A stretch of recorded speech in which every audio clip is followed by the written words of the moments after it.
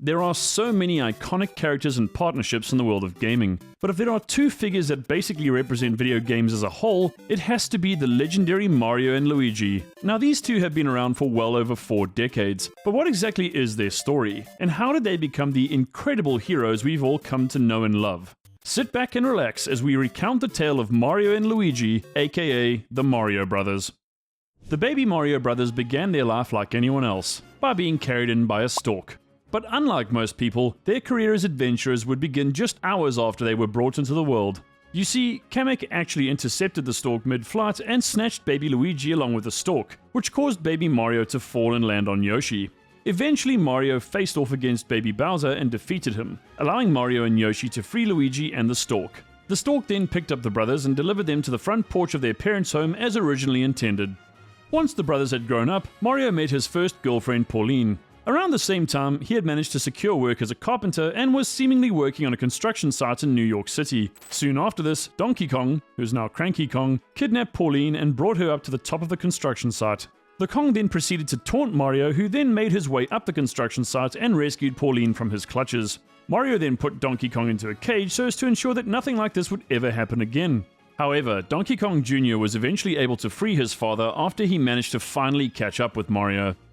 After the run-in with Donkey Kong, it seems that Mario decided to change his career path. Instead of working in dangerous high-rise construction projects, he would instead become a plumber and work in dangerous, poorly lit sewers. And by some stroke of luck or fate, or perhaps Luigi just wanted to follow in his brother's footsteps, he too decided to work as a plumber in the sewers of New York City. And so Super Mario Bros. Plumbing was born, and the pair took on even the most challenging of jobs so as to ensure that their business would grow.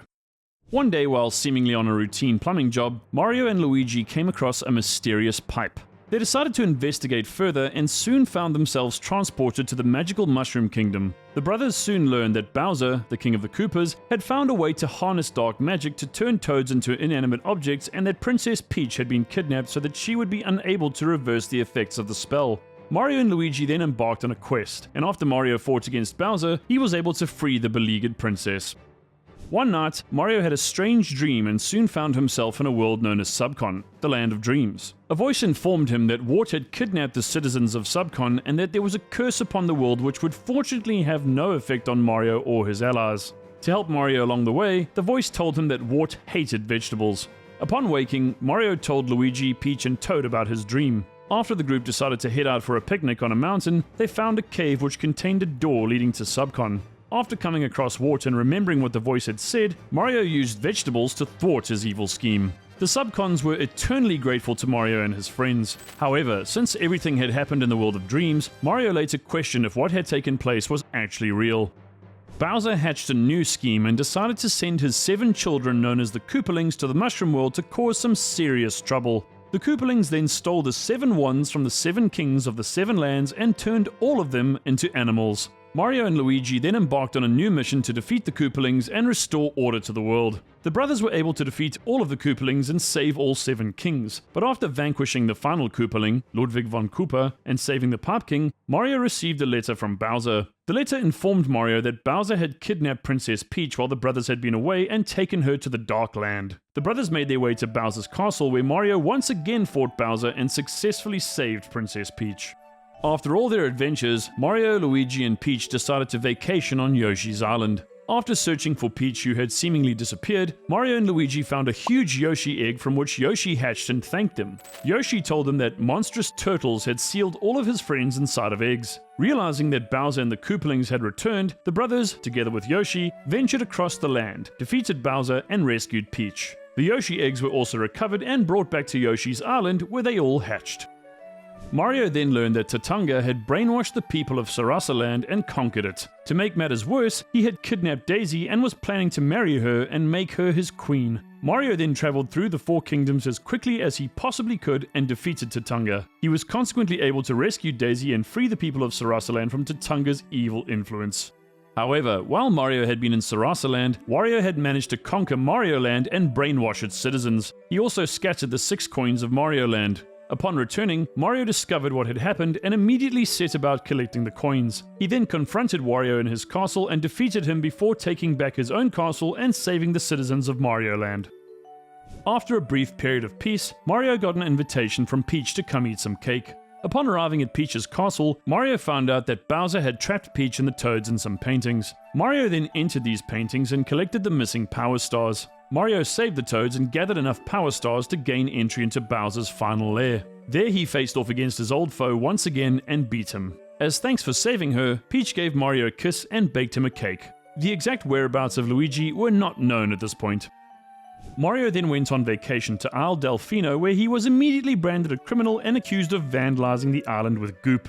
He was then forced to clean up the mess and return the Shine Sprites to the Shine Gate. Mario soon discovered that Bowser Jr. had been impersonating him as Shadow Mario and that he was the one behind all the trouble. Mario was eventually forced to deal with both Bowser and Bowser Jr. on Corona Mountain in order to save the island. After Mario, Peach, and Flood found themselves back on the beach, the inhabitants of the island apologized to Mario, who then continued on with his vacation plans.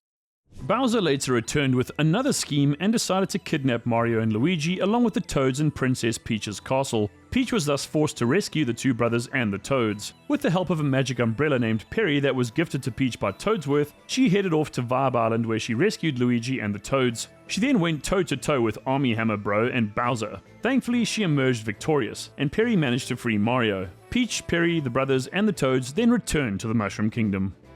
Princess Peach invited Mario to celebrate the Star Festival, but as Mario arrived, Bowser and the Koopa Troop lifted Peach's castle into space using their spaceship. Mario then came across Rosalina and the Lumas, who agreed to help him defeat Bowser. Mario set to work gathering the Power Stars that Bowser stole and met several characters along the way, including Luigi and the Toads. Having gathered all the Power Stars, the Lumas Observatory could be moved to Bowser's Galaxy Reactor, which Bowser was planning to use to create his own galaxy and rule it. After an incredible battle, Mario defeated Bowser, sending him into the sun. He was also able to save Peach and take Bowser's Grand Star.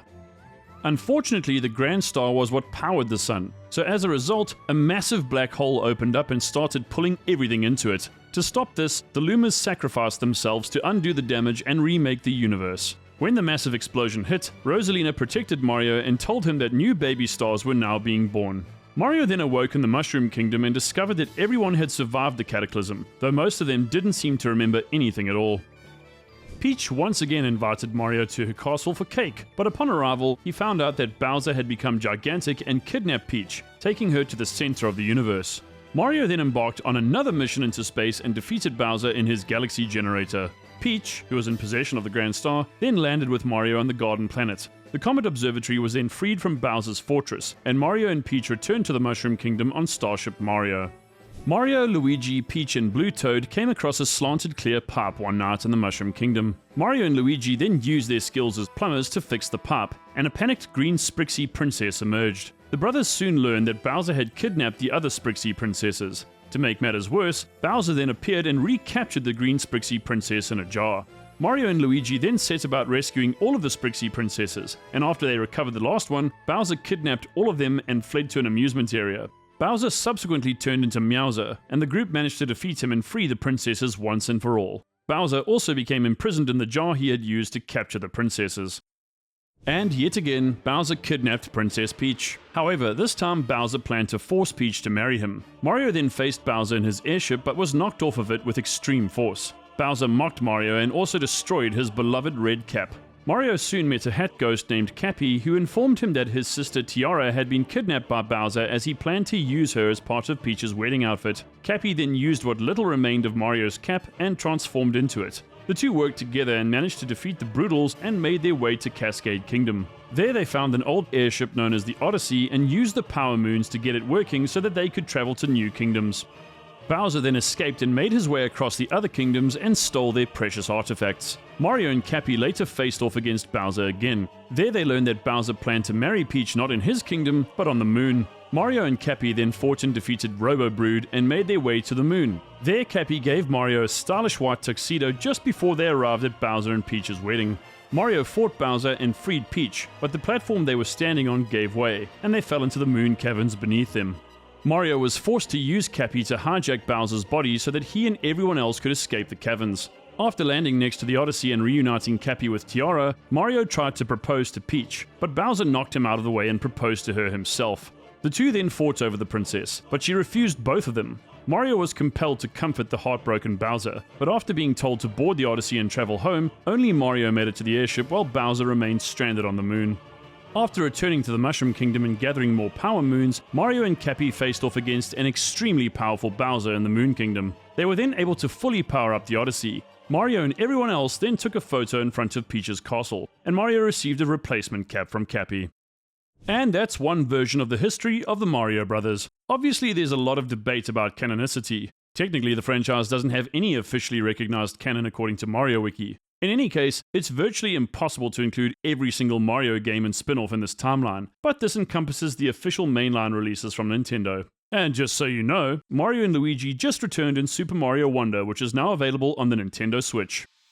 So that's it for today's video, fam. That's the rise of the Mario Brothers. What did you think of this timeline? And are there any other details you would have included? Let us know in the comments. Make sure you hit that like button and subscribe to the channel for daily gaming lore, analyses, opinions, and more. From me and the crew, thanks for watching, and I'll see you in the next video. Later!